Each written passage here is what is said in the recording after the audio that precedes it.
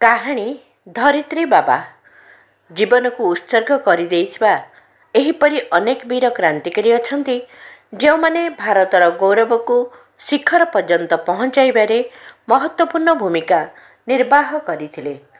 ରାଞ୍ଚିର ତିହୁତ ଗ୍ରାମର ଏକ ଆଦିବାସୀ ପରିବାରରେ ଜନ୍ମିତ ବିର୍ସା ମୁଣ୍ଡାଙ୍କର ନାମ ସେହି ମହାନ ବିଭୂତିମାନଙ୍କ ମଧ୍ୟରେ ନିଆଯାଇପାରେ।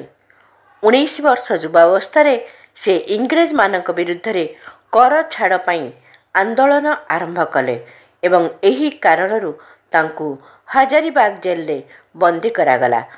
ବିର୍ସା 25 ବର୍ଷର କମ୍ ବୟସରେ ଏହି ସଂସାରରୁ ବିଦାୟ ନେଲେ, କିନ୍ତୁ ଅକାଳ ପୀଡ଼ିତ କୃଷକମାନଙ୍କର ହିତ, ଦେଶବାସୀଙ୍କର ଗୌରବ ରକ୍ଷା ନିମନ୍ତେ ସେ ଯେଉଁ ସଂଘର୍ଷ କରିଥିଲେ, ସେଥିପାଇଁ ତାଙ୍କୁ ଝାଡ଼ଖଣ୍ଡ ନିବାସୀ ଧରିତ୍ରୀ ବାବା ନାମରେ ଡାକନ୍ତି।